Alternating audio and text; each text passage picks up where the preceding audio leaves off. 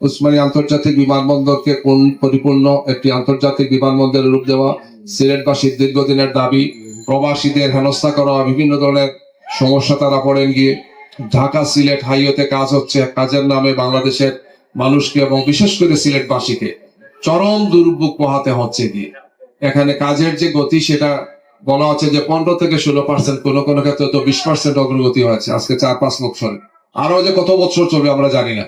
একটার পর একটা দুর্ঘটনা হচ্ছে, মানুষ খুব কষ্ট পাচ্ছেন, প্রবাসীরা আসছেন এবং যারা এখানে আসতেছেন তারা মানে একটা আতঙ্কের মধ্যে থাকেন যে সিলেট যাওয়া মানে একটা আতঙ্ক, রাস্তাঘাটের অবস্থা খুবই খারাপ। ট্রেনের সংখ্যা বাড়ার কথা আমরা বলেছি, বগির কথা বাড়ার কথা বলেছি। এই দুর্ভোগটা লাঘবের জন্য এই ব্যাপারে আসলে খুব সন্তোষজনক কোনো উন্নতি আমরা দেখতে পাচ্ছি না। এছাড়াও এই ঢাকা সিলেট লাইনটাকে ব্রডগেজ লাইন করা, ডাবল লাইন করা ইত্যাদি ইত্যাদি সহ অনেকগুলো মৌলিক দাবি আছে যেটা আমাদের নেতৃবৃন্দ এখানে উপস্থাপন করবেন। সিলেটবাসীর এই সমস্ত দাবিগুলোর প্রতি আমরা আশা করব সরকারের দৃষ্টি আকৃষ্ট হবে এবং অবিলম্বে সিলেটবাসী যারা বাংলাদেশের সর্বোচ্চ সংখ্যক রেমিটেন্স আমাদের প্রবাসী ভাইরা সিলেটবাসীর পক্ষ থেকে পাঠিয়ে থাকেন, তাদের দেওয়া রেমিটেন্স প্রবাসীদের দুঃখ কষ্ট বেদনা, তাদের দাবি, তাদের প্রতি সম্মান সহানুভূতি এই সব কিছুর প্রতি লক্ষ্য রেখে আমাদের নেতৃবৃন্দ বক্তব্য রাখবেন।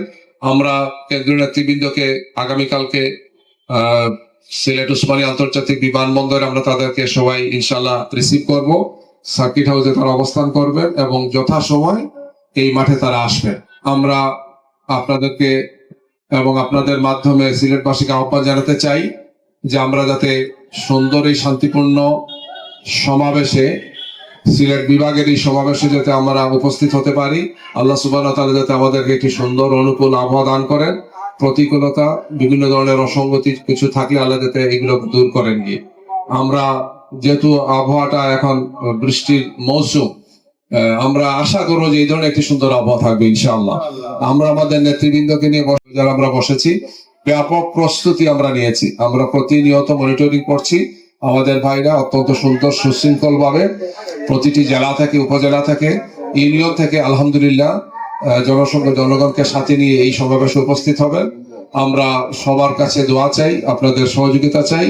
বিশেষ করে সাংবাদিক বন্ধুদের সহযোগিতা আমাদের প্রয়োজন। আপনাদের মাধ্যমে আমাদের এই কথাগুলো, এই দাবিগুলো, এই জাতীয় দাবিগুলো, গণ দাবিগুলো যাতে দেশবাসী জানতে পারে, দুনিয়াবাসী জানতে পারে, আমরা আপনাদের কাছে সেই সহযোগিতা কামনা করছি।